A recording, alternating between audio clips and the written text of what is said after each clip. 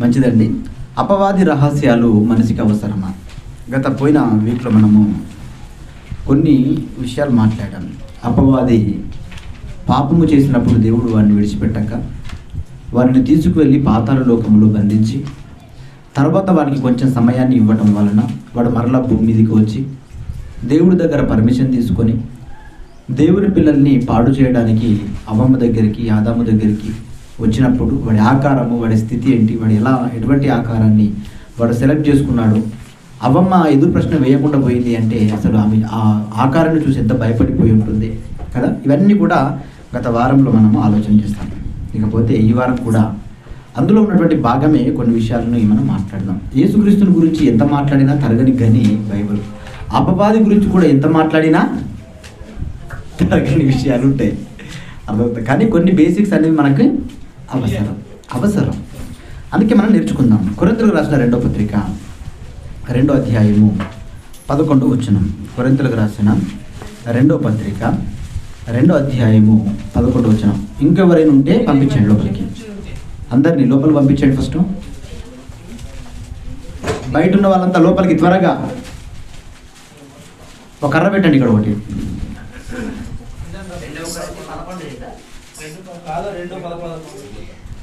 Silence ఉండాలి. మొన్న last వరకు చెప్పిన ఈ వాడి పాఠాలంటే మనల్ని విననియోడాడు. అపవాది గురించిన పాఠాలంటే చాలు ఇంక వాడికి. నా రహస్యాలు చెప్తావు నువ్వు అని ఇంక పిల్లల నుంచి ఒక గోల, తల్లిదండ్రుల నుంచి ఒక గోల, అప్పుడే టాయిలెట్ వస్తుంది, అప్పుడే వామిటింగ్ వస్తుంది, అప్పుడే ఫోన్ వస్తుంది. మీకు అర్థమవుతుంది? ఇవన్నీ జరుగుతాయి. ఇవన్నీ మనకు న్యూట్రల్గా జరుగుతున్నాయి మనం అనుకుంటాం, కానీ కాదు. వాడు ఎంటర్ అయిపోతాడు అంతే. తలనొప్పి వస్తుంది ఇంక కొద్దిసేపు అయితే, అర్థమవుతుంది. కొద్దిసేపు అయితే నిద్ర వస్తుంది. మీకు అర్థమవుతుంది? ఇవన్నీ కూడా వాడి రహస్యాలు, మీకు తెలియవు. అందుకనే అలాంటివి ఉండాలి. వాడి పాఠం అంటే మనం ఎలా ఉండాలి? అలాంటివి ఉండాలి. అబ్బో వాడి గురించి బాగా తెలుసుకోవాలి, బాగా నేర్చుకోవాలి అని జాగ్రత్త పడిపోయి పెన్ను పేపర్ పట్టుకొని రెడీగా ఉండాలి. మీకు అర్థమవుతుందా? పిల్లల్ని కంట్రోల్ చేయాలి, ఎట్టి పరిస్థితుల్లో మాట్లాడద్దు. రైట్. కొరింథీయులకు రాసిన 2వ పత్రిక 2వ అధ్యాయము 11వ వచనం. చివరి మాట చదువుకుందాం. ఆ అధ్యాయంలో ఏమని రాయబడింది అక్కడ? సాతాను తంత్రములను మనము ఎరగని వారము కాము. ఎవరు ఎరగని వారు? ఆ రోజున క్రీస్తు సంఘం, ఈ రోజున ఈ సంఘం కూడా సాతాను తంత్రములను మనము ఎరగని వారము కాము అని చెప్పగలగాలి. మీకు అర్థమవుతుందా? సాతాను తంత్రాలన్నీ కూడా మాకు తెలుసు అని మనము మాట్లాడగలగాలి. అలా మాట్లాడగలగాలి అంటే వాని ప్రతి ఎత్తుగడ మనకి తెలియాలా తెలియకూడదా? తెలియాలి. ఎలాంటి ఎత్తుగడలు వాడు వేస్తుంటాడు? మీకు అర్థమవుతుందా? వాడి ఎత్తుగడలు ఎలాంటివి వేస్తుంటాడు, ఎలాంటి ఎత్తుగడలతో వాడు లోపరుచుకుంటాడు, అసలు వాడి ఆలోచన విధానం ఎలా ఉంటుందో హబక్కూకు గ్రంథంలో రాయబడుతుంది. హబక్కూకు గ్రంథం 1వ అధ్యాయము 15వ వచనం. హబక్కూకు గ్రంథము 1వ అధ్యాయము వాడు 1వ అధ్యాయము వాడు గాలము వేసి మానవులనందరినీ గుచ్చి లాగి ఉన్నాడు అన్నాడు. వాడు ఏం చేశాడంట? గాలం వేసి మానవులనందరినీ గుచ్చి లాగి ఉన్నాడు. గుచ్చి లాగేసుకున్నాడు. మీకు అర్థమవుతుందా? ఎవరిని లాక్కున్నాడు? మానవులనందరినీ వాడు గాలం వేసేసి గుచ్చి లాక్కొని వాడి దగ్గర సంఖ్యగా నింపేసుకొని ఉన్నాడు. ఎవరెవరు ఉన్నారు వాడి దగ్గర? మానవులు అంటే అన్ని కేటగిరీస్ వారు వాడి దగ్గర ఉన్నారు. మీకు అర్థమవుతుందా? భూమి మీదకి వస్తున్న మనుషులంతా దేవునికి పిల్లలు అనుకుంటే ఈ పిల్లంతా ఎవరి స్వాధీనంలో ఉన్నారు ఈరోజు అంటే వాడి స్వాధీనంలోనికి వెళ్ళిపోయారు. మీకు అర్థమవుతుంది? వాడి స్వాధీనంలో స్థిరులుగా పాతుకుపోయి ఉన్నారు. ఎలా ఉన్నారో కొన్ని క్లిప్స్ పంపించండి. ఇది రైట్, చూపిస్తారు మీకు. ఎలా వాడి స్వాధీనంలో ఉన్నారో వాడి ప్రవర్తన, వాడి ఆలోచన విధానం ఎలా ఉంటుందో మీకు నేను చూపిస్తాను కొన్ని విషయాలు. మీరు జాగ్రత్తగా ఆలోచన చేయాలి. వాడి స్వాధీనంలో ఎవరెవరు ఉంటారు? రాజులు ఉంటారు, అధికారులు ఉంటారు, శాస్త్రులు ఉంటారు. మీకు అర్థమవుతుందా?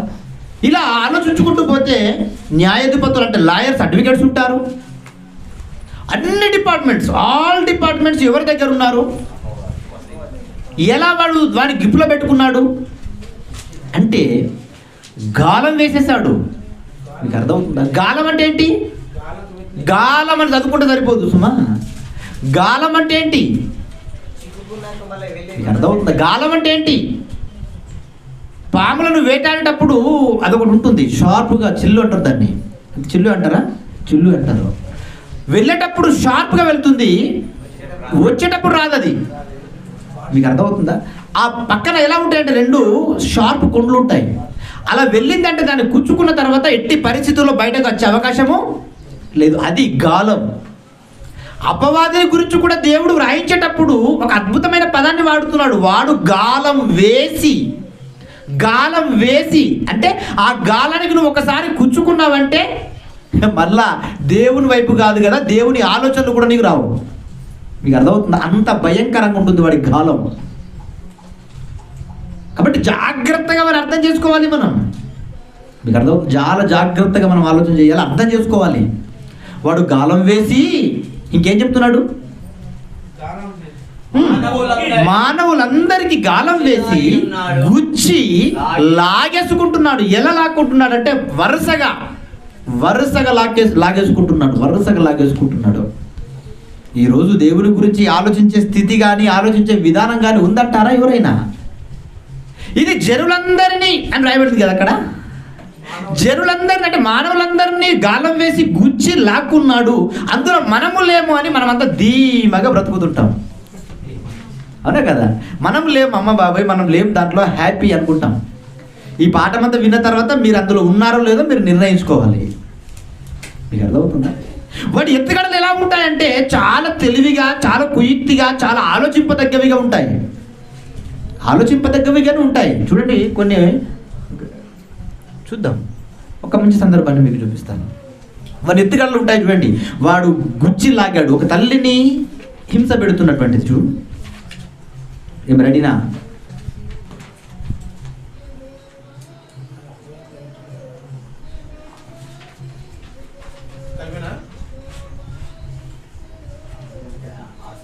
లేదు, ఇక్కడ నుంచి పెట్టుకో. హాట్స్పాట్ పెట్టుకుని మొబైల్ నుంచి డైరెక్ట్ కనెక్ట్ చేయొచ్చు కదా. నెట్ లేదా? అది పంపుతావా మళ్ళీ త్వరగా? కళ్ళల్లో నుంచి నీళ్ళు వస్తాయి మీకు, జాగ్రత్తగా తట్టుకోవాలి మీరంతా. ఆ సీన్ చూపిస్తుంటే కళ్ళకి వెళ్ళి నీళ్ళు వచ్చేస్తాయి మీకు. వాడు ఎలా గాలం వేశాడు, ఎలా గుచ్చాడు, వాడు ఎంత కర్కశంగా తయారు చేశాడు ఒక మనిషిని, మీకు అర్థం కావాలి.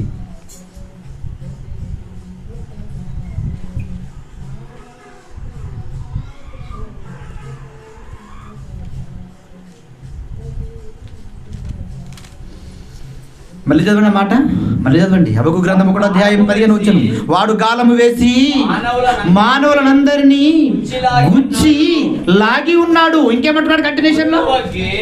వాడు ఉరులు వక్కి చిక్కించుకొనుచున్నాడు. వాడు తన వలతో వారినందరినీ కూర్చుకొని సంతోషపడి గంతులు వేయుచున్నాడు. అంటే అబ్బా, మీరు అర్థమవుతుందా? వాడు డీజే పెట్టుకొని డ్యాన్స్ చేసేస్తున్నాడంట. దేన్ని బట్టి? గాలం వేశాడు. గాలంలో కొన్ని తప్పించుకుంటాయి. గాలంలో కొన్ని తెలివైన చేపలు ఏం చేస్తాయి? తప్పించుకుంటాయి. తర్వాత ఏం చేయాలి? తప్పించుకున్న వాటి కోసం ఏం చేస్తారు? వల వేసిస్తారు. ఉరులు మొక్కుతారు. ఉరులు కూడా మిస్ అయిపోతే వల వేస్తారు. మీకు అర్థమవుతుందా? అంటే 3 ఆయుధాలను వాడుతున్నాడు వాడు. 1 గాలం వేశాడు, 2 ఉరులేశాడు, 3 వల వేశాడు. ఈ 3 రకాలుగా ప్రయత్నం చేసి వాడి దగ్గరికి వచ్చిన వీరందరిని చిక్కించుకొని వాడు ఏం చేస్తున్నాడంట? గంతులు వేయుచున్నాడు. గంతులు. అబ్బా, ఇక దేవుని మాటలు ఎన్ని చెప్పినా పర్వాలేదు, వీళ్ళు వినరిగా. వీళ్ళు నా మనుషులు, వీళ్ళు నా ఆధ్వర్యంలో ఉండిపోయేవారు, వీళ్ళు విన్నా విడిచిపెట్టేవారు, వీళ్ళు విన్నా మర్చిపోయేవారు, వీళ్ళు విన్నా ఆచరించడానికి ఇష్టపడేవారు కాదు. అంటే వీళ్ళంతా కూడా నా జనం అని వాడు ఏం చేస్తున్నాడు? గంతులు వేయుచున్నాడు. మీరు ఆలోచన చేయండి. అంటే ఎటువంటి చిక్కులలో మనం చిక్కుకుపోయి ఉన్నాము. ఒక ఎత్తుగడను మీకు ఆలోచింపజేస్తాను. వాడు వేస్తున్నటువంటి ఎత్తుగడ ఈ రోజుల్లో జరుగుతున్న క్రియలకు అడ్డు తగిలే విధంగా ప్రారంభంలోనే వాడు ఒక ఎత్తుగడ వేశాడు. ఏంటో తెలుసా ఆ ఎత్తుగడ? చూద్దాం ఒకసారి. ఆ ఎత్తుగడ ఏంటో పరిశుద్ధ బైబిల్ గ్రంథంలోనికి వెళ్ళి ఆలోచన చేద్దాం ఒక్కసారి. ఆదికాండము 4వ అధ్యాయము 7వ వచనం. ఆదికాండము 4వ అధ్యాయము ఆదికాండము 4వ అధ్యాయము 7వ వచనం. సందర్భం ఏంటో తెలుసా? ఆదాము అవ్వలు వీళ్ళిద్దరూ కూడా పొరపాటు చేసి దేవుడు ఆజ్ఞను తిరస్కరించి చెడిపోయిన తర్వాత వారి గర్భాన పుట్టిన కుమారులలో ఒక కుమారుడే కయీను, హేబెలు. అంటే ఈ యూనివర్సల్లో 3వ పర్సన్ 4వ పర్సన్ వీళ్ళిద్దరిని గురించి వ్రాయబడిన ఒక మంచి సందర్భం. ఏం చెప్తున్నాడు ఇప్పుడు చదవండి అన్నమాట. నీవు సత్క్రియ చేసిన ఎడల తలను ఎత్తుకొనవా. చాలు. ఏమంటున్నాడు?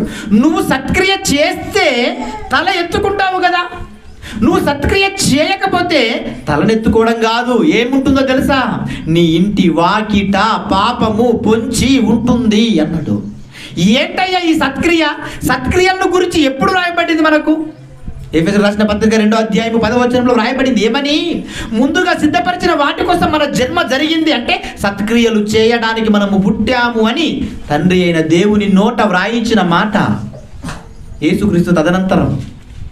కానీ అటువంటి సత్క్రియలకు భవిష్యత్తులో జరగబోతాయి అని తెలిసి, అటువంటి కార్యక్రమాలు ఎవరు చేయకూడదు అని తెలుసుకొని, ఆ కార్యక్రమాలను చేయకుండా ఉండాలి అంటే కార్యక్రమాలను చేసేవాడిని చంపేస్తే ఈ సత్క్రియలన్న పదం వాడబడదు అనుకున్నాడు వాడు. ఎత్తుగడ చూడండి ఎంత అద్భుతంగా వేస్తున్నాడు. మొట్టమొదటి మానవాళికి వేస్తున్న ఎత్తుగడ అది. భవిష్యత్తులో సత్క్రియలనే పదం వినకూడదు, సత్క్రియలు ఎవరు చేయకూడదు, సత్క్రియలను ఎవరు అనుసరించకూడదు అంటే ఏం చేయాలి? సత్క్రియలు చేసే వ్యక్తినే హతమార్చాలి. మీకు అర్థమవుతుందా? సత్క్రియలు చేసే వ్యక్తిని హతమార్చాలి అంటే వాడు ఎవరిలోనికి వెళ్ళాలి, ఎవరిని లోపరుచుకోవాలి, ఎవరికి తప్పుడు ఆలోచనలు కలిగించాలి. మీకు అర్థమవుతుందా? సత్క్రియలు చేయకుండా ఆపితే సరిపోతుంది కదా అనుకుంటే పొరపాటు. ఏం చేస్తాడు? సత్క్రియలు చేయకుండా ఆపడానికి మొట్టమొదటి మనుషులైన హేబెలేమో సత్క్రియలు చేస్తుంటే కయీను మైండ్లోనికి, మస్తిష్కంలోనికి దూరిపోయాడు. వాడు ఆలోచించే హృదయం ఉంది కదా, కేంద్రం, ఆ కేంద్రంలోనికి వెళ్ళిపోయాడు. మీకు అర్థమవుతుందా? అపవాది రహస్యాలు మీరు జాగ్రత్తగా పసిగట్టాలి. కయీను యొక్క మస్తిష్కంలోనికి వెళ్ళిపోయి, ఆలోచన కేంద్రంలోనికి వెళ్ళిపోయి ఏం చేయగలగాలి? ఏం చెయ్యాలి? సత్క్రియలు చేయకుండా ఆపాలి అంటే ఏం చెయ్యాలి? వాడి ఆలోచనను మార్చేస్తే సరిపోతుంది కదా. మీకు అర్థమవుతుందా? ఆలోచనను మార్పిస్తే సరిపోతుంది. మరణమే సంభవింపాలా? చావే పరిష్కారమా? ప్రారంభములో క్రోధముతో వాడు వచ్చేసాడు. మీకు అర్థమవుతుంది? గర్జించు సింహం వల్ల వాడు వచ్చేసాడు. దొరికిన వాడిని దొరికినట్టుగా చంపేయాలనుకున్నాడు. అనుకొని కయ్యూనులోనికి ఎంటర్ అయిపోయాడు. ఎవరిని గురించి ప్రేరణ చేస్తున్నాడు? కయ్యూనులోనికి ఎంటర్ అయిపోయి ఎవరో పక్కింటి వారి గురించో ఎదురింటి వారి గురించి అనుకుంటే పొరపాటు. ఎవరిని గురించి? సాక్షాత్తు ఏ పాలైతే త్రాగి ఈ భూమి మీదకి వచ్చాడో, బ్రతికాడో కయ్యూను, అతని ఎంగిలి పాలు త్రాగిన తన సొంత తమ్ముని గురించి ఆలోచింపజేస్తుంది అపవాది. నీకు అర్థమవుతుందా? హేబెలు ఎవరు? కయ్యూనికి ఏమవుతాడు?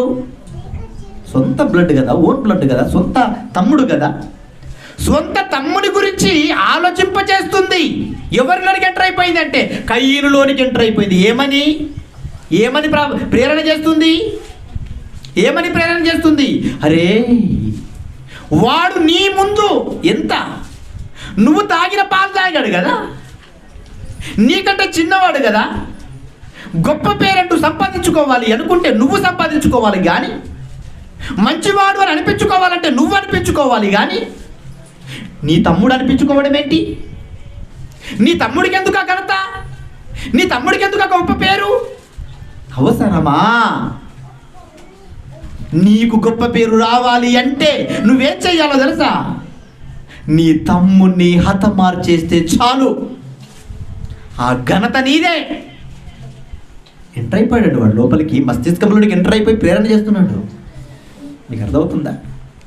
కొన్ని విషయాలను మైండ్లోనికి జొప్పింపజేస్తాడు. ఎలా? అబద్ధాలను కూడా అతికే విధంగా ఉంటాయి కొన్ని సందర్భాల్లో. నీకు అర్థమవుతుందా? అబద్ధాలు కూడా అతికేవిగా ఉంటాయి. అలా మాట్లాడే ఆ సామర్థ్యం కావాలి. నిన్న డిస్కస్ చేస్తుంటే అన్నగారు ఒక మాట అన్నాడు, టీఆర్ఎస్ పార్టీ వాళ్ళు చేయని కార్యక్రమాలను కూడా చేసినట్లుగా ప్రజల మెదడులోనికి జొప్పింపజేస్తున్నారట. మీకు అర్థమవుతుంది? జొప్పుతున్నారు, లోపలికి పంపించేస్తున్నారు. ఎలా అంటే అంత పవర్, అంత శక్తి అపవాదికి ఉంటుంది. అలాగే కయ్యను మెదడులోని కూడా జొప్పించేశాడు. నిజంగా అండి, మొట్టమొదటి మనుషులు కల్మషం లేని వారుగా, యథార్థవంతులుగా, పరిశుద్ధులుగా ఉంటారని కదా తండ్రి కలగన్నాడు. కానీ ఏం జరుగుతుంది అక్కడ మీరు ఆలోచన చేయండి. మనం సింపుల్గా చదివేసుకుని వదిలేసుకున్నాం, సత్క్రియలు చేయకపోయాడు కాబట్టి తమ్ముడి మీద కోపంతో చచ్చిపోయాడు, సింపుల్గా చదువుకున్నాం. కానీ నిజంగా ప్రపంచంలో యూనివర్స్ పైన మొట్టమొదటి మర్డర్ ఏదైనా ఉందా అంటే అది హేబెల్దే కదా. అంటే మొట్టమొదటి ఆ మరణానికి కారకుడు ఎవరు అంటే అపవాది. కయ్యూలోనికి దూరిపోయి తమ్ముడి మీద తప్పుడు అభిప్రాయాలు కలిగేటట్లుగా ప్రేరణ చేసి, మీకు అర్థమవుతుందా, తమ్ముడినే హతమార్చేటట్లుగా వాడు ప్రోత్సాహపరిచాడు. అంటే అసలు నిజంగా ఏం జరుగుతుంది అంటే భవిష్యత్తులో నిజంగా కార్యాలనేవి చేయకూడదు. ఎవ్వరు కార్యాలు చేసేవాడిని ఫస్ట్ దెబ్బ కొట్టేశామంటే కార్యాలనే ప్రస్తావన చరిత్రలో ఉండదు అనుకున్నాడు వాడు. అనుకుని దూరిపోయాడు. మొట్టమొదటి అవ్వమ్మను అటాక్ చేశాడు, తర్వాత ఆదామును అటాక్ చేశాడు, తర్వాత కయ్యను అటాక్ చేశాడు. కయ్యను ద్వారా హేబేలు లేకుండా చేసేసాడు భూమి మీద. ఈరోజు కూడా అండి నిజంగా బ్రదర్స్ మధ్య ఎన్ని సమస్యలు తలెత్తుతాయండి. అబ్బబ్బబ్బబ్బ, ఎన్ని గొడవలు, ఎన్ని సమస్యలు, ఎన్ని ఇబ్బందులు. కూర్చొని మాట్లాడుకుంటే అయిపోయే సమస్యలకి ఎక్కడికో తీసుకెళ్ళిపోతారు ఈ సమస్యలన్నీ కూడా. ఎందుకు ఈ సమస్యలు? అంత నీరే కదా, నీకు అర్థం, అంత కలిసి ఉన్న వాళ్ళే కదా. చిన్ననాటి నుండి నాకు సగం నీకు సగం, ఇది నీది అది నాది అని సరి సమానంగా పంచుకొని, సరి సమానంగా తల్లిదండ్రుల మధ్య తల్లిదండ్రులని ఆనంద పెట్టే విధంగా ఉన్నటువంటి ఈ సహోదరుల మధ్య కల్మషాలు, కల్పితాలు, విభేదాలు, విరోధాలు వస్తున్నాయి అంటే అర్థం ఏంటి? మస్తిష్కంలోనికి దూరిపోతున్నాడు వాడు. నీకు అర్థమవుతుంది? కుటుంబాల్లోనికి దూరిపోతున్నాడు వాడు.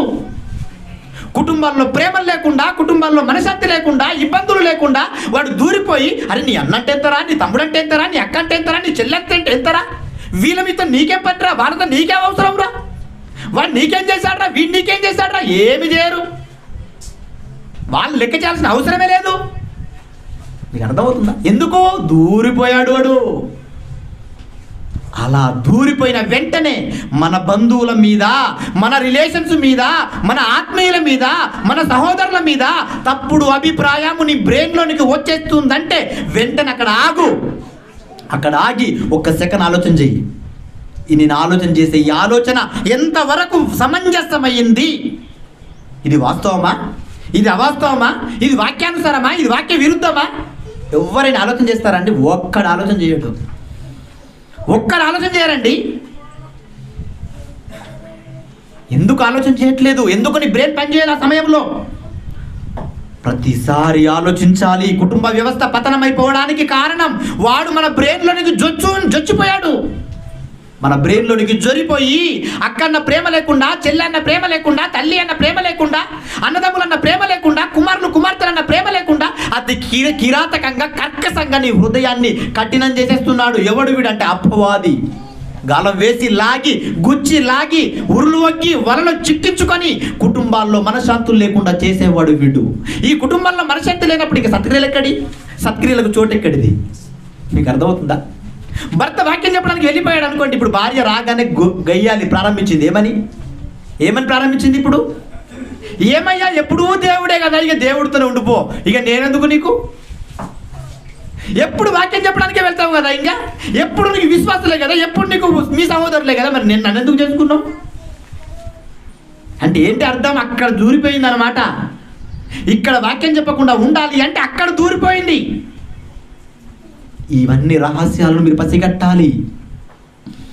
చూడండి, ప్రేమ వాడు దూరిపోతే ఎంత కర్కశంగా ఉంటుందో ఒకటి చూపిస్తాను. ఒక తల్లిని గురించినటువంటి పెట్టండి. తల్లి అది కాదు, ఇంకొకటి, ఇది కాదు, ఇది కాదు, తల్లిది. త్వరగా ఫార్వర్డ్ చేయి. ఇంకా ఇంకా పైకి వెళ్ళిపో. ఇంకా రైట్, ఇది కాదు, ఇంకోటి ఇది పెట్టు. అది చూడండి, సొంత కుమారుడు అండి, ఎవడో కాదు ఇతను. తల్లి గర్భాన పుట్టి 9 నెలలు బరువు మోసి తర్వాత పాలిచ్చి పెంచి 20 సంవత్సరాల వరకు వాడి అవసరతలన్నీ తీర్చిన ఒక తల్లిని వాడు ఎంత కర్కశంగా ప్రవర్తిస్తున్నాడు చూడు. నీకు అర్థమవుతుందో? చూడాలి జాగ్రత్తగా.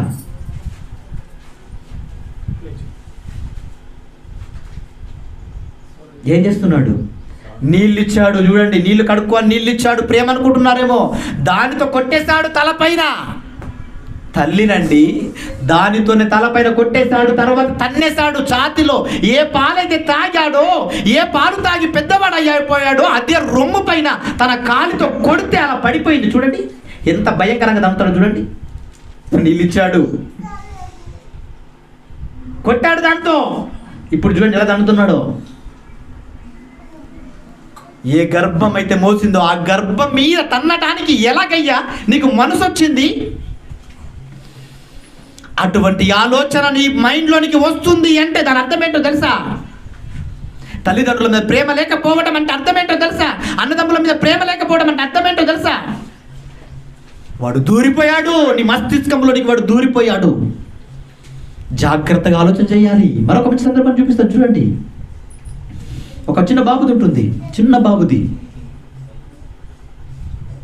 ఇది చూడండి, ఈ బాబు చూడండి, భోజనం లేకండి, పస్తులు. ఎన్నో రోజుల నుంచి పస్తులు ఉంటున్నారు ఫ్యామిలీ, భోజనం లేదు. వాడికి లేక లేక అన్నం పెడుతుంటే, చల్లో ఏదో ఒకటి పెడుతుంటే వాడు తింటుంటే వాడి కళ్ళప్పుడు ఏమొస్తున్నాయి చూడండి, నీళ్ళు వస్తున్నాయండి. వాడి కళ్ళకెళ్ళి నీళ్ళు వచ్చేస్తున్నాయి. కనీసం భోజనం పెట్టాలని సమాజమా? నీకు అర్థమవుతుందా? భోజనము కూడా పెట్టలేని సమాజం ఉంది ఈరోజంటే ఎవరి చేతుల్లో ఉంది సమాజం? ఎవరు కబ్జా చేశారు ఈ సమాజాన్ని? ఎవరు కబ్జా చేశారు వీళ్ళ బ్రెయిన్స్ని? అపవాది కబ్జా చేసేసాడండి. చోటు లేదు. దేవుని అన్నా, దేవుని ఆలోచనల కన్నా చోటు లేదు. ప్రియమైన దేవుని వారలారా, భయంకరంగా కిరాతకంగా తయారైపోతుందండి సొసైటీ. వాడు చూడండి, కింది మాట చూడండి. ఒక మంత్రి అండి, వాడు ఎటువంటి మాటలు చెప్తున్నాడు చూడండి. ఏమంటున్నాడు? ఓటు వేయకపోతే మీ ఇళ్ల పైన బుల్డోజర్ పెట్టి ఇళ్లను మేము కూల్చేస్తాం.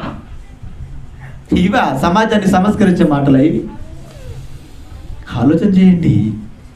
వాడు గాలం వేసి లాగి గుచ్చి మనల్ని కబ్జా చేసేస్తే ఎంత భయంకరంగా మనుషులు మారిపోతారు అంటే అంత భయంకరంగా మారిపోతారు.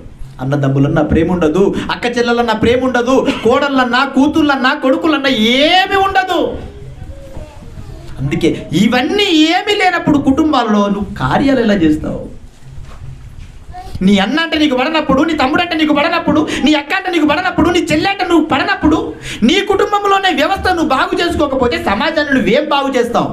సమాజంలోనికి వెళ్ళి ఏం చెప్తావు? సమాజాన్ని నువ్వేం సంస్కరిస్తావు? అందుకే మనం బాగా నేర్చుకోవాలి. ప్రేమ అనే పదానికి నిదర్శనంగా మనం నిలబడాలి. మీకు అర్థమవుతుందా? మన ఇంటి వారి మీద ప్రేమ ఉండాలి, బయట వారి మీద ప్రేమ ఉండాలి. ప్రేమ అన్న పదం ఎక్కడైనా ఉందా? అసలు దానికి నిదర్శనం అంటే మనమంతా కనబడాలి సమాజంలో. ఉందా? చూపించాలి ప్రియమైన దేవుని వారలారా, అది చూపించాలి మనం. అందుకే సత్క్రియలకు చోటు లేకుండా మొట్టమొదటి అటాక్ చేసేసాడు. హేబేలును హతమార్చేశాడు అపవాది. అది కయ్యూల్లోనికి జొప్పింప చేసి. అందుకేనండి చరిత్రలో కూడా వాని గురించి ప్రస్తావించబడింది. ఎందుకు ప్రస్తావించాడు చూస్తున్నారా? ఒకసారి ఒక సందర్భం చూద్దాం. ఒక మంచి సందర్భం. యూదా పత్రిక 11వ వచనం. యూదా పత్రిక 11వ వచనం ఒకసారి చూద్దాం. యూదా పత్రిక 11వ వచనం. అయ్యో వారికి శ్రమ. ఎవరు వీరు? ఎవరంటే వీరంతా ఒక బ్యాచ్ ఉందంట. ఒక పెద్ద బ్యాచ్ బయలుదేరిపోయింది. ఎవరయ్యా ఈ బ్యాచ్ అంటే ఆ బ్యాచ్ కయీను మార్గమున నడిచే బ్యాచ్. నీకు అర్థమవుతుంది? ఎవరు కాదు వీళ్ళంతా. ఈరోజు కూడా క్రీస్తు సంఘాలలో, పరిశుద్ధ సంఘాలలో, క్రీస్తు సామ్రాజ్యంలో చాలా మంది ఉన్నారు. ఎవరు వీళ్ళంతా అంటే కయ్యను బ్యాచ్. మీకు అర్థమవుతుందా? కార్యాలు చేయరు, చేసేవారిని చేయనివ్వరు. మీకు అర్థమవుతుందా? చేసేవారిని చేయనివ్వకుండా వీరు మాటలు ఉన్నాయి అంటే దాని అర్థం ఏంటో తెలుసా? వాడు దూరిపోయాడండి. ఎందుకు దూరిపోయాడు? వాడు ప్రారంభములోనే చంపిన వాడు ఈరోజు కార్యాలు చేస్తానంటే వదిలిపెడతాడా? నో, వదిలిపెట్టాడు. ఎప్పుడైతే కార్యాలు చేయడానికి సంఘములో ఒక పాత్రగా ఒక కుటుంబం పోషిస్తుందో అప్పుడు ప్రారంభమైపోతాయి ఆ కుటుంబాలలో సమస్యలు. మీకు అర్థమవుతుందా? ఏ సంఘం అయితే అనేక సంఘాలుగా విభజింప చేయాలి అనుకొని అనేక సంఘాలకు పరిచర్య కోసం సేవకులను పంపిస్తుందో అప్పుడు ప్రారంభమైపోతాయి ఈ సమస్యలు. మీకు అర్థమవుతుందా? చూడండి ఏం చెప్తున్నాడు. అయ్యో వారికి శ్రమ, వారు కయ్యను నడిచిన మార్గమున నడిచిరి. అంతవరకే ఉంది అక్కడ. కానీ ఏ మార్గమున నడిచాడయ్యా కయ్యను అంటే మరలా ఆదికాండంలోనికి రావాలి. మీకు అర్థమవుతుందా? 1 యోహాను పత్రిక చూడండి, అక్కడ కూడా చెప్తున్నాడు ఇదే సందర్భం. 1 యోహాను పత్రిక 3వ అధ్యాయము 12వ వచనం. 1 యోహాను పత్రిక 3వ అధ్యాయము 12వ వచనం. మనము కయ్యను వంటి వారమై ఉండరాదు. ఇప్పుడు చెప్తున్నాడు చూడండి, ఇప్పుడు చెప్తున్నాడు కయ్యను ఎటువంటి వాడో, వాడు అసలు ఎందుకు తమ్ముడిని చంపాడో, అసలు చంపడానికి కారణం ఏంటో ఇక్కడ రాశాడు. ఏం రాశాడు? మనము కయ్యను వంటి వారమై ఉండరాదు. వాడు దుష్టుని సంబంధి అయి తన సహోదరుణ్ణి చంపేశాడు. తన సహోదరుని హతమార్చాడు. కిరాతకంగా, కర్కశంగా. మీకు అర్థమవుతుందా? ఏం చేశాడు? ఎంత చంపేంత తప్పేం చేశాడు? హేబేలు చేశాడా? చంపేంత తప్పు చేశాడా? లేదే. ఎందుకు చంపాడో చెప్తున్నాడు. ఎందుకు చంపాను అని చెబుతూ మాట్లాడుతున్నాడు కంటిన్యూషన్లో. ఏమంటున్నాడు? తన క్రియలు చెడ్డవి. తన క్రియలు చెడ్డవి. ఎవరివి? కయ్యను క్రియలు. కయ్యను క్రియలు చెడిపోయాయి. కయ్యను క్రియలు ఒక్కటి బాగలేదు. కయ్యను క్రియలు చెడ్డమైనందున మంచి క్రియలు చేసే వ్యక్తిని చంపాలనుకున్నాడు. తన సహోదరుని క్రియలు నీతి గలవైనవి అయినందున అతన్ని చంపాలనుకున్నాడు. ఏంటంటే అసలు మీకు అర్థమవుతుంది? మన ఎత్తుగడలన్నీ కూడా మీరు ఆలోచన చేయాలి. ఇది ఎందుకు వ్రాయబడింది అనుకుంటున్నారు? మీరు జాగ్రత్తగా ఉండటానికి, మీరు అలర్ట్గా ఉండడానికి. ఏమనుకుంటున్నారు? అపవాది అంటే అంత సింపుల్ అనుకుంటున్నారా? యేసునామమున పో అంటే పోయేటాడు అనుకుంటున్నాడా మీరు? వాడు బోడు, వాడు చాలా కుయుక్తి కలిగిన వాడు. పరలోకములోనే రక్తపాతం చేసిన వాడు ఈ భూమి మీదకి వచ్చిన తర్వాత యేసునామములో ప్రార్థన చేస్తే వాడు వెళ్ళిపోతాడు అనుకుంటే మూర్ఖత్వం. వారి ఎత్తుగడలన్నీ మనం ఆలోచన చేయాలి, పసిగట్టాలి, అలర్ట్గా ఉండాలి. మీకు అర్థమవుతుందా? చాలా జాగ్రత్తగా లేకపోతే ప్రమాదం. ప్రియమైన దేవుని మాట్లాడారా, చాలా ప్రమాదం. చెప్తున్నాడు, ఎంత అద్భుతంగా మాట్లాడుతుంది. వాడు దుష్టుని సంబంధి అయి ప్రారంభంలో దేవుని కుమారుడిగా ఉన్నాడు, యథార్థవంతుడిగా ఉన్నాడు. అసలు ఈ అర్పణ తీసుకురావాలన్న ఆలోచన మొదట ఎవరికి వచ్చింది? కయ్యనికే వచ్చింది, హేబెలు కూడా కాదు. మీకు అర్థమవుతుందా? కార్యాలు చేయాలన్న ఆలోచన ఎవరికి వచ్చింది? కయ్యనికే వచ్చింది, హేబెలు కాదు మొదట వచ్చింది. ఆలోచన వచ్చింది, బాగుంది. అప్పటిదాకా దేవుడు అంటే ప్రేమ ఉంది, దేవుడు అంటే అభిమానం ఉంది. అంతలోనే ఏమైపోయింది? మీకు అర్థమవుతుందా? మన దగ్గర కూడా ఇటువంటి కొన్ని సమస్యలు తలెత్తుతాయి. అఫ్కోర్స్ మిమ్మల్ని ఉద్దేశించి మాట్లాడలేదు కానీ చెప్తున్నాను. ఎటువంటి సమస్యలు తలెత్తుతాయి? ప్రారంభము నుంచి చివరి వరకు మనతో అన్ని రకాలుగా అన్ని విషయాల్లో పాలుపంపులు పొందుకుంటాం.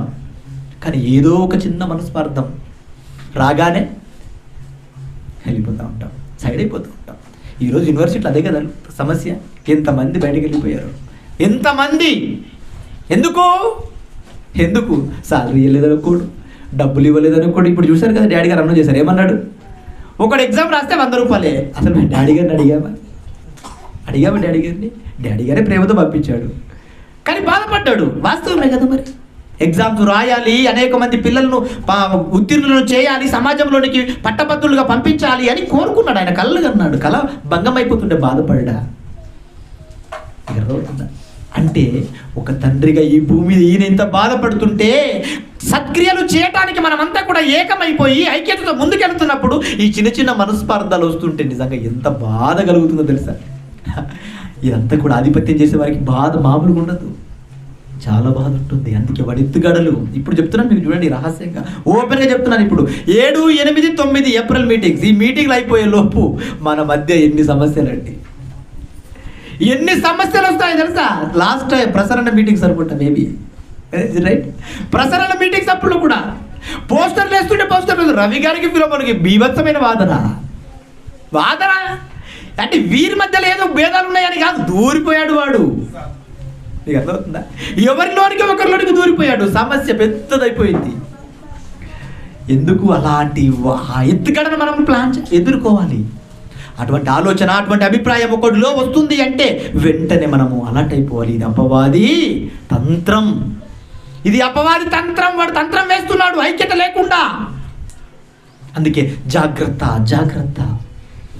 అంటే భవిష్యత్తులో కార్యాలు జరగకుండా ఉండాలి అంటే మొట్టమొదట ఒక వ్యక్తిని దెబ్బతీశాడు. ఈ రోజు వరకు కూడా కార్యాలన్న చోట సమస్యలే సమస్యలు. మీకు అర్థమవుతుందా? సమస్యలే సమస్యలు. ఏమనుకుంటున్నారు అండి? మంచి క్లాస్ ఉంటుంది, మంచి పాఠం ఉంటుంది, ఈరోజు ఆ రోజే ఒక సమస్య వచ్చి పడుతుంది. మీకు అర్థం? ఆ రోజు ఒక సమస్య. ఎలా వచ్చింది సమస్య? నువ్వు ఎట్టి పరిస్థితులు అక్కడికి వెళ్ళకూడదు. అక్కడికి వెళ్ళకూడదంటే ఇక్కడ సమస్య వాడి ఎత్తుగడలండి. కార్యాలకు అడ్డు తగిలే కార్యక్రమాలు వస్తున్నాయి మన జీవితంలో అంటే మొట్టమొదట గుర్తించాలి, అది అపవాది రహస్యాలలో ఒకటి. నీకు కనిపించదు, నువ్వు అక్కడికి వెళ్ళకూడదు అని ఈ సమస్య వచ్చింది అని కనిపించదు, అది రహస్యం. కానీ ఆ రహస్యాన్ని నువ్వు ఛేదించాలి, ఆ రహస్యాన్ని నువ్వు గుర్తెరగాలి. అలా గుర్తెరగా వారు ఉన్నారా? పోయిన వారం చెప్పాను, 2 సందర్భాలు చెప్పాను. వాడు తండ్రి చనిపోయాడు అని వెళ్ళిపోతే ఏం జరుగుతుందో గుర్తెరిగి ఏం చేశాడు? మృతులు తమ మృతులను పాతి పెట్టుకొని, మనమేమనుకుంటాం, అయ్యో అబ్బాయి మన సొంతోడు కదా, ఎంతైనా మన అన్నడే కదా, లేకపోతే మన తమ్ముడే కదా, చావుకు పోకపోతే మరీ బాగోదు అనుకుంటాం. అనుకోమా, నీకు ఏ పని లేకపోతే, దేవుని కార్యక్రమాలు ఏమి లేకపోతే వెళ్ళు, తప్పు లేదు. మీకు అర్థమవుతుందా? కానీ కార్యక్రమాలు ఉన్నప్పుడు, నీ వల్ల నలుగురు దేవుడి పనిలోనికి వస్తారు అన్న కాన్ఫిడెంట్ ఉన్నప్పుడు, నువ్వే రాకపోతే నీ వల్ల నలుగురు పాడైపోయినట్లే కదా. అంటే ఏం చేశాడు వాడు? అమ్మో ఇతని వలన ఇంతమంది వెళ్తారా, అయితే ఇతనికి ఒక పని అప్పగించేసినాం అనుకో మనం, ఈ నలుగురు వెళ్ళరు, ఇతను వెళ్ళడు, ప్రశాంతంగా ఉంటుంది అనుకొని సత్క్రియలను చేయకుండా మనం మస్తిష్కంలోని వాడు ఏం చేస్తాడు? పనులు అప్పగిస్తాడు. మీకు అర్థమవుతుందా? ఇది ఒక ఎత్తుగడ మీకు చూపించాను. మరొక ఎత్తుగడ చూద్దామా? మరొక ఎత్తుగడ. టైం ఉందా? టైం అయితే చూడ ఒకసారి.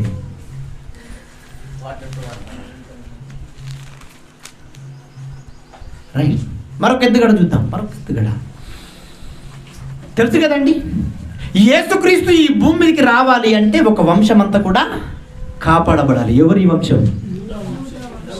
ఇజ్రాయేలీలను మొదలుకొని అంతా కూడా కాపాడబడాలి, యూద జాతి అంతా కాపాడబడాలి. ఇక్కడ ఇజ్రాయేలీలనే కాపాడబడకుండా వాడు ఒక ఎత్తుగడ వేసేసాడు. ఏంటా ఎత్తుగడ? చూద్దాం ఒకసారి. నిర్గమకాండం 1వ అధ్యాయము 16వ వచనం. నిర్గమకాండము 1వ అధ్యాయము 16వ వచనం. నిర్గమకాండము 1వ అధ్యాయము. మీరు ఏంటి సందర్భం? యాకోబు గర్భాన పుట్టిన 12 గోత్రాల పిల్లలు అంతా కూడా ఎక్కడికి సెటిల్ అయిపోయారు? ఐగుప్తు దేశానికి వచ్చి సెటిల్ అయిపోయారు. అక్కడ కొన్ని వందల సంవత్సరాలుగా బానిసలుగా బ్రతుకుతున్నారు. వారి చేత కఠినమైన పనులను చేయిస్తున్నారు. ఎవరు? ఆ ప్రభుత్వం. యేసేపు చనిపోయిన తర్వాత ఆ స్థలంలో ఫరో వచ్చాడు. ఆయన చాలా కఠినుడిగా మారిపోయాడు. కఠినుడు అతను ఏం చేశాడు అంటే, హెబ్రీలు బాగా విస్తరిస్తారు, వీరినందరి చేత కఠినమైన పనులను చేయించాలి అని ఒక శాసనాన్ని చేయించాడు. శాసనాన్ని చేయించి ఆ శాసనాల్లో ఒక భాగమే ఏంటో తెలుసా? హెబ్రీలకు మగ పురుషులు పుడితే మగ సంతానం పుడితే వారిని చంపేయాలి అని ఒక శాసనము చేసి మంత్రసానులందరినీ పిలిపించి ఆ మంత్రసానులందరికీ ఆజ్ఞ జారీ చేసేసాడు. ఏమని? ఎలాగ రోజు హాస్పిటల్స్ లేవు, టెక్నాలజీ లేదు కనుక ఎలాగో డెలివరీ అంటగానే పిలిచేది ఎవరిని? మిమ్మల్నే. కాబట్టి మీరే డెలివరీకి వెళ్తారు కదా, డెలివరీ చేసేటప్పుడు పుట్టిన బిడ్డను మీరు చూడండి. ఆడబిడ్డ పుట్టిందా వదిలేయండి, మగ బిడ్డ పుట్టాడా ఏం చేయాలి? వెంటనే వాడిని అక్కడ ఏదో ఒక విధంగా చంపేయాలి. ఇది శాసనం. ఎవరు ఈ శాసనాన్ని వారి మంత్రసానుల మైండ్లోనికి జొప్పింపజేశారు? రాజు ఫరో మైండ్లోనికి ఎవరు జొప్పింపజేశారు? వాడు ఎత్తుగడేసేసాడు. ఈ యొక్క జాతి రక్షింపబడితే ఈ జాతిలో నుండి యూదా జాతి రక్షింపబడుతుంది. ఆ యూదా జాతిలో నుంచి ఈ లోకాన్ని రక్షించే రక్షకుడు వచ్చేస్తాడు. ఆ రక్షకుడు రాకుండా ఉండాలి అంటే ఈ ఇజ్రాయేలీలందరినీ చంపితే పని అయిపోతుందని వాడు ఎంత ముందు ప్రణాళిక చేశాడు మీరు ఆలోచన చేయాలి. ఎంత ముందు మీకు అర్థమవుతుందా? సుమారు క్రీస్తుకు పూర్వం 1500 సంవత్సరాలకు ముందు ఒక భయంకరమైన ప్రణాళికను సిద్ధం చేసేసుకున్నాడు. వాడు సిద్ధం చేసేసుకొని ఫరో మస్తిష్కంలోనికి దూరిపోయాడు. ఏసేపు ఉన్నంత కాలం హెబ్రీలకు ఇజ్రాయిల్లకు ఎటువంటి ప్రాబ్లమ్స్ లేవండి, జాగ్రత్తగా చూసుకున్నాడు. ఎప్పుడైతే ఏసేపు తన పదవి కంప్లీట్ అయిపోయిందో వెంటనే ఆ ప్లేస్లోనికి క్రూరుడుగా వాడు వచ్చేసాడు. వాడి మస్తిష్కంలోనికి దూరిపోయాడు. దూరిపోయిన తర్వాత ఒక శాసనాన్ని చేపించేశాడు. చంపేయండి, ప్రతి వాడిని చంపేయాలి, చంపేయాలి, చంపేయాలి. ఎవడు బ్రతకడానికి వీలు లేదు. చచ్చిపోయారండి. ఎంతమంది చచ్చిపోయారు ఆ రోజు? ఎంతమంది చచ్చిపోయారు? మగబిడ్డలు అంతా చచ్చిపోయారు. కానీ దేవుడు తన ప్రణాళికలో ఎవరు రావాలి? యేసు రావాలి. యేసు రావాలి అంటే మోషే బ్రతకాలి.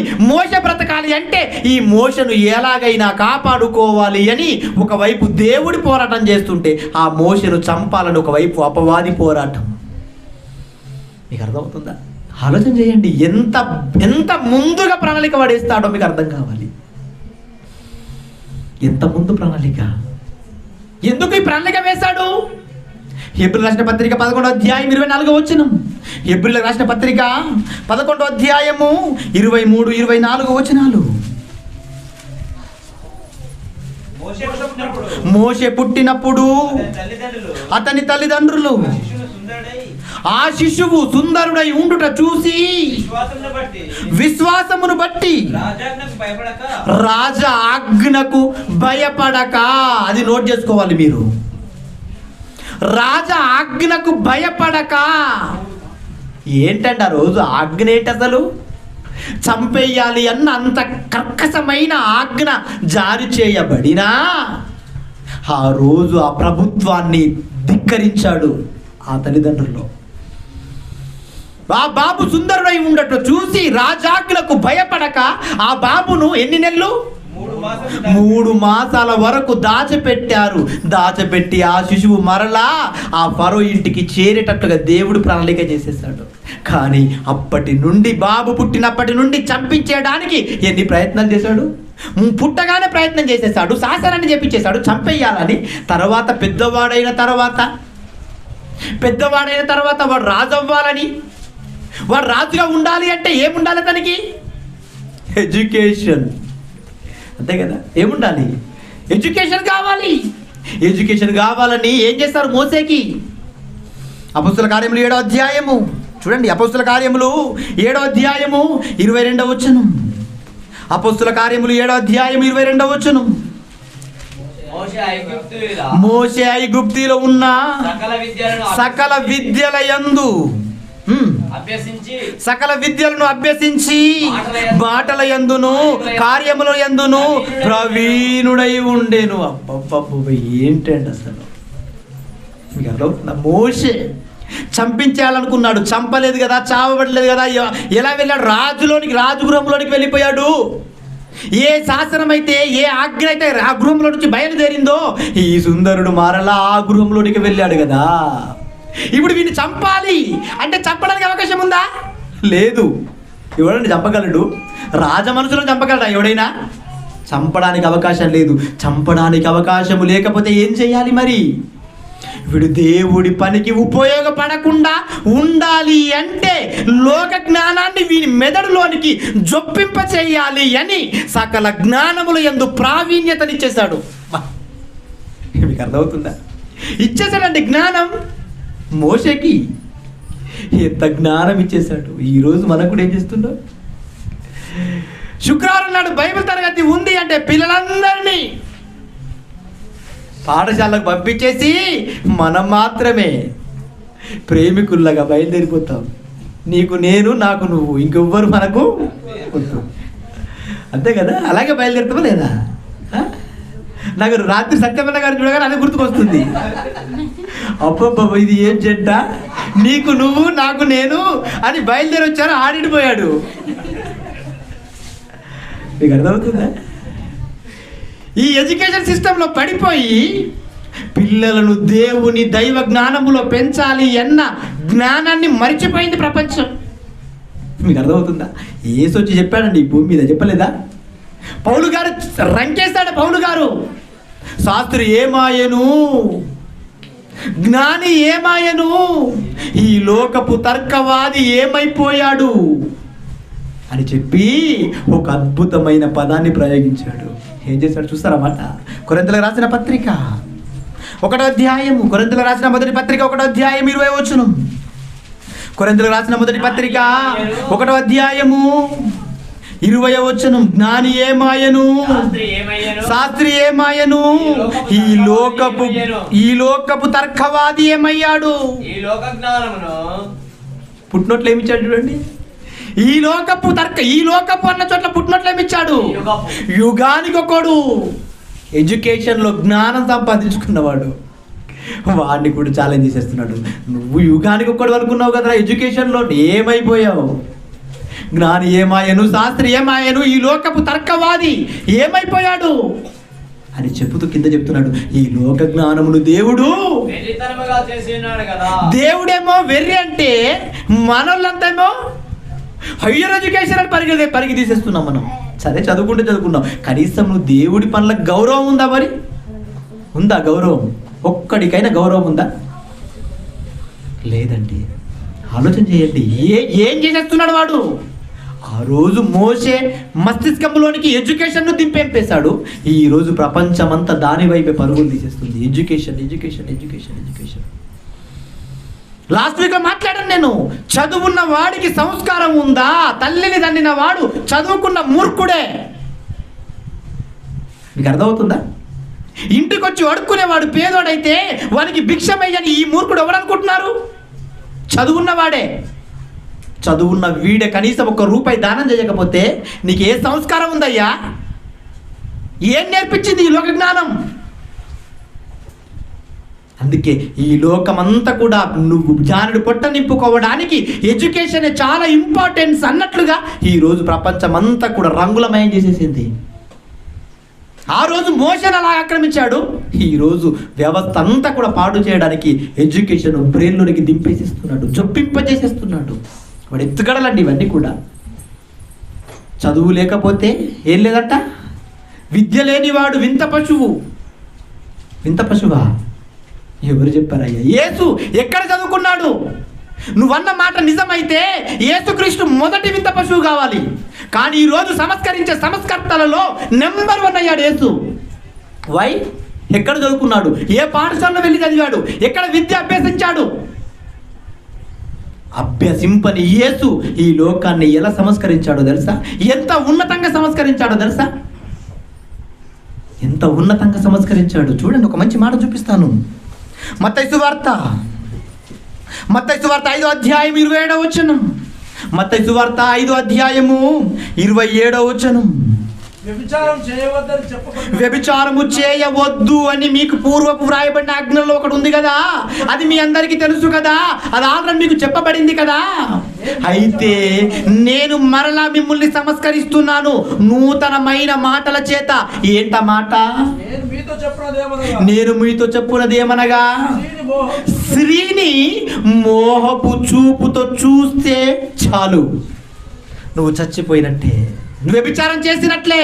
ఇలాంటి ఆలోచన ఎంతమందికైతే ఉందో మిమ్మల్ని అందరినీ సంస్కరించాలి అంటే మీ హృదయములోనికి మోహపు చూపు అన్న ఆలోచన రానివ్వకూడదు అంటే వస్తే ఏమవుతుందో చెప్పాలి, అంతే కదా. ప్రమాదాన్ని ముందుగానే చెప్పేస్తున్నాడు. మోహపు చూపుతో చూసావా నువ్వు చస్తావు. సమాజాన్ని సంస్కరించే సంస్కర్తలలో ఒక్క ఆయన యేసు. ఎక్కడ చదువుకున్నాడండి? చదువుకోలేదు ఎక్కడ, కానీ సంస్కరించాడు. ఈరోజు హిజాబ్ చూసారు కదండి, ఎన్ని గొడవలండి. హిజాబు అంటే ఏంటది? బుర్కండి, బుర్కేసుకోవద్దంట. మీకు అర్థమవుతుంది? బుర్కేసుకోవద్దు. ఎందుకు వేసుకోవద్దు బుర్క? వాళ్ళ సాంప్రదాయాలలో వాళ్ళ అవయవాలను, దేవుడిచ్చిన అందమైన అవయవాలను కప్పుకోవడానికి వారు రాసుకున్న ఒక చట్టం, వాళ్ళు రాసుకున్న ఒక నియమం, ఒక నిబంధన. ఎందుకయ్యా వాళ్ళని ఆటంకపరుస్తున్నావు ఈరోజు? అంటే నిన్న ఆవహించింది. ఎందుకు? ఏమని ప్రోత్సహిస్తుంది నిన్ను?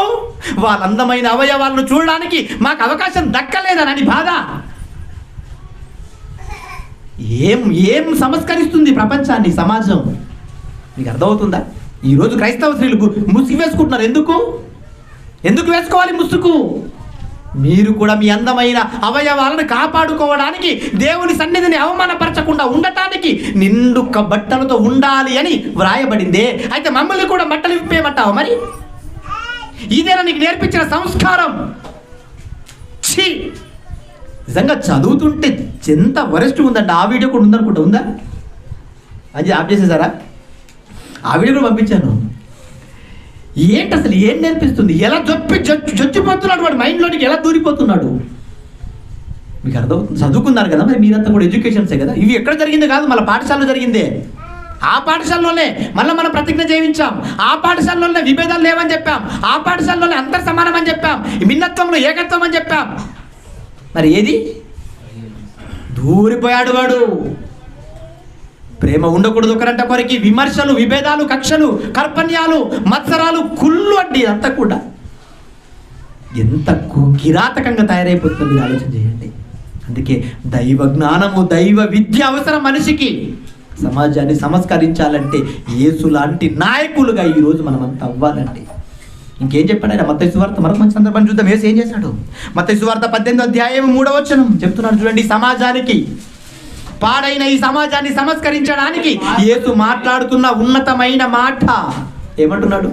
మీరు మార్పు చెంది బిడ్డల వంటి వారవ్వాలయ్యా. మీరంతా కూడా బిడ్డల వంటి. పసిపిల్లలకు తెలుసు కదండి, పసిపిల్లలకు ఎలా మాట్లాడాడు? బ్లాక్ బోర్డ్ లాంటి హృదయాలండి పసిపిల్లలది. మీకు అర్థమవుతుందా?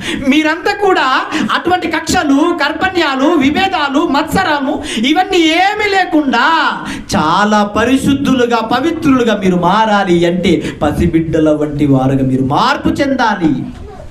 ఏసండి సంస్కరిస్తున్నాడు సమాజాన్ని. చెప్పాడు మొదటి శతాబ్దంలో. ఒకవైపు వాడేమో సమాజాన్ని పాడు చేయడానికి ఎత్తుగడలు వేసేస్తుంటే, యేసేమో సమాజాన్ని సంస్కరించడానికి పూనుకున్నాడండి. ఎడ్యుకేషన్ లేనటువంటి యేసు. కానీ ఈరోజు ఎడ్యుకేషన్ ఉన్నవాడేమో పాడు చేస్తుంటే, ఎడ్యుకేషన్ ఉన్న యేసు లోకాన్ని బాగు చేసుకుంటూ చేస్తున్నాడు. మీరు ఆలోచన చేయండి. ఇలా కష్టపడి సమాజాన్ని సంస్కరించడానికి తనకంటూ ఒక సామ్రాజ్యాన్ని యేసు స్థాపించుకుంటే ఇప్పుడు ఏం జరిగిందో తెలుసా? ఆ సామ్రాజ్యాన్ని కూడా పాడు చేయడానికి వాడు ఎత్తుగడేసేసాడు. మీకు అర్థమవుతుందా? సమాజాన్ని సంస్కరించాలంటే ఎవరు సంస్కరించగలరు? ఇప్పుడు జీసస్ ఫాలోవర్సే కదా, అంతే కదా. యేసుక్రీస్తు ఫాలోవర్సే సమాజాన్ని సంస్కరించాలి. అయితే మీరు సమాజాన్ని సంస్కరించే సంస్కర్తలు అవుతారా అని నీ చేతిలోనికి చేర్చబడ్డా, నీ చేతిలోనికి వచ్చిన ఆ బైబిల్ను చదవకుండా చేసేస్తున్నాడు వాడు ఎత్తుగడ. ఇది కూడా మీకు అర్థమవుతుంది? ఎంతమంది బైబిల్ చదువుతున్నారు మీరు? చేతండి ఒకసారి, చేతను గట్టిగా. మిగతాలంతా అంటే మీరు కూడా మీకు అర్థమైపోవాలి విషయం అంతా. మీకు అర్థమవుతుంది? వాడు అలా ఎలా కాటేస్తాడో మీకు అర్థమైపోవాలి. సమాజాన్ని సంస్కరించే సంస్కర్తలుగా మీరు తయారవుతారని ఆయన కలలు కంటుంటే, ఆయన మీ అరికాలు పైన కూడా ఏం చేసేసాడు? కాటేశాడు. మస్తిష్కంలోనికి దూరిపోయాడు. ఏం చదువుతావులే, నిద్ర వస్తుంది పడుకో, అంతే కదా.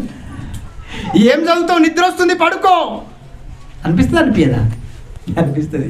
ఎంతమంది ప్రార్థిస్తున్నారు మీటింగ్స్ కోసం? Daily 2 hours ప్రార్థించమన్నాను. ఒకసారి చేతండి 2 hours ప్రార్థన చేసిన వాళ్ళు క్లాస్ కొట్టాడు ఒకసారి వీళ్ళ కోసం.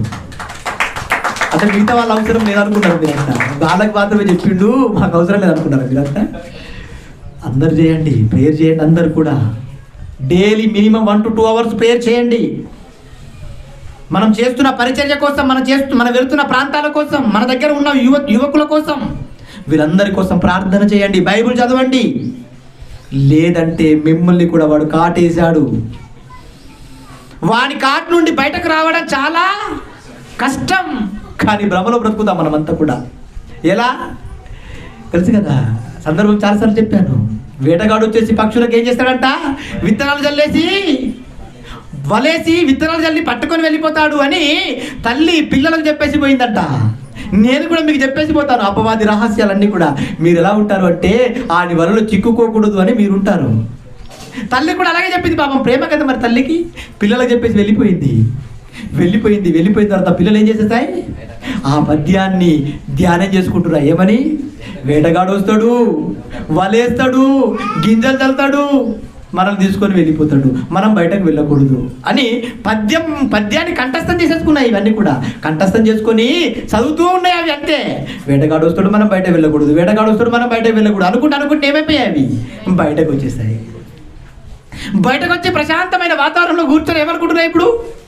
వేటగాడు వస్తాడు, మనం బయటకు వెళ్ళకూడదు, వాడు వచ్చేసి వలేసేసి గింజలు చల్లుతాడు, ఆ గింజలు మాత్రం మనం తినకూడదు, వాటి దగ్గరికి పోకూడదు అనుకుంటూనే వల దగ్గరికి వెళ్ళిపోయాయి, గింజల దగ్గరికి వెళ్ళిపోయాయి, గింజలు తిన్నాయి. తినగానే వాడు ఏం చేశాడు? తెలివివంతుడు కదా మరి. వాడు వల లాగేసుకున్నాడు, ఆ వలలో పట్టుకొని వాడు వెళ్ళిపోతున్నాడు. ఆ వలలో ఉండి కూడా ఇవేమనుకుంటున్నా ఇప్పుడు? వేటగాడు వస్తాడు, మనం బయటకు వెళ్ళకూడదు, వాడు వచ్చి వలేసేస్తాడు, గింజలు చల్లుతాడు, గింజలు ముట్టకూడదు, తిరుగుకుంటూనే వలలో ఉండే మన పరిస్థితి కూడా అలాగే ఉంటుంది. ప్రియం సహోదరులారా, మీరు ఆలోచన చేయండి. మీకు అర్థమవుతుందా? మీరు కూడా బైబిల్ చదవటం లేదు అంటే దాని అర్థం ఏంటో తెలుసా? వాని వలలో ఉండి అమ్మ బాబాయ్ నాకు పరలోకం వస్తుంది అనుకుంటున్నారు మీరు. తప్పు. ప్రతిరోజు బైబిల్ చదవాలి. 4 సువార్తలు చదివి నాకు నెక్స్ట్ వారం కల్లా అందరు చెప్పాలి. మీరంతా 4 సువార్తలు కంప్లీట్ చేసేయాలి. ఆ పనిని మీరు చేపట్టండి. లేదంటే ప్రమాదంలోనికి వెళ్ళిపోతారు. మీకు అర్థమవుతుందా? యేసు ఒక వైపు సంస్కరించడానికి ప్రయాసం చేస్తుంటే సంఘాలలోనికి వాడు దూరిపోయాడు. ఎలా దూరిపోయాడు తెలుసా? చివరిగా ఒక మంచి మాట చూసి ముగించేస్తాను. చూద్దాం అన్నమాట. మత్తయి సువార్త 24వ అధ్యాయము 24వ వచనం. మత్తయి సువార్త 24వ అధ్యాయము 24వ వచనం ఏమంటున్నాడు?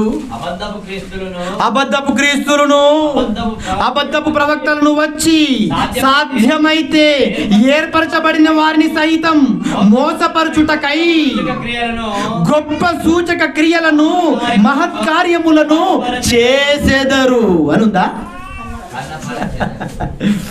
కనపరిచెదరు. తెలుసు కదండి, కనపరచడానికి చేయడానికి చాలా తేడా ఉంటుంది. రెడీ చేస్తారా? చూడండి ఎలా కనపరుస్తారో. ఒక సింపుల్ వీడియో చూపిస్తాను మీకు. పైకి పైన ఇంకా అది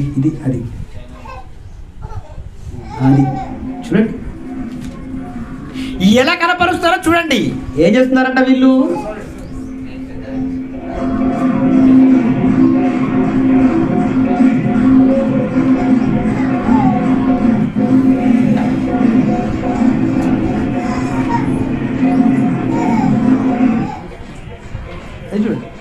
ఫార్వర్డ్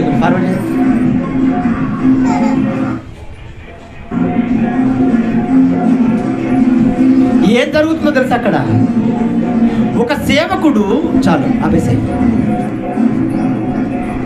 ఒక సేవకుడు సభలలో సాధ్యమైతే ఏర్పరచబడిన వారిని సైతము మోసపరచడానికి ఏం చేస్తాడంట?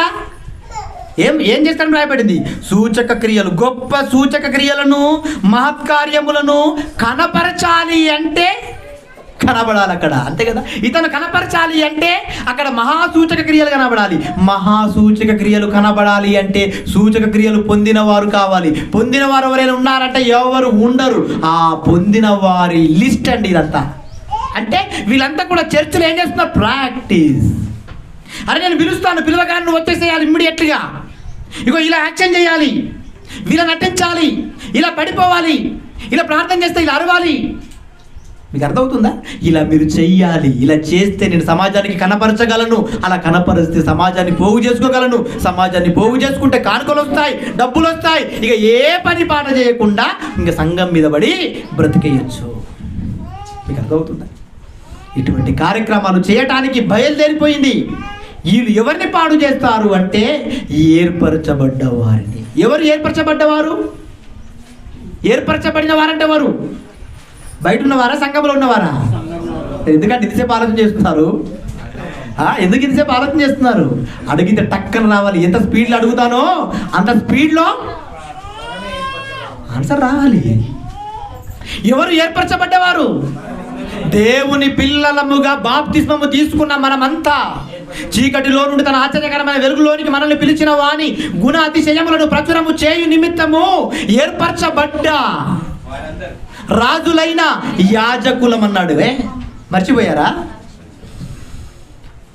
అంటే మనమేనండి. మనలాంటి వారిని మోసం చేయడానికి అబద్ధ ప్రవక్తలు బయలుదేరిపోతారు. వారిని గురించి కూడా మీరు ఎలా పసిగట్టాలి, ఎలా తెలుసుకోవాలి? నెక్స్ట్ వీక్ మరొక సెషన్ ప్రార్థించుకుందాం. దయా కనికరం కలిగిన మా పరలోకపు తండ్రి, మీ పరిశుద్ధమైన అత్యున్నతమైన నామమునకు వందనాలు. అపవాది రహస్యాలు మనిషికి అవసరమా అన్న ఆలోచనాత్మకమైన పాఠాన్ని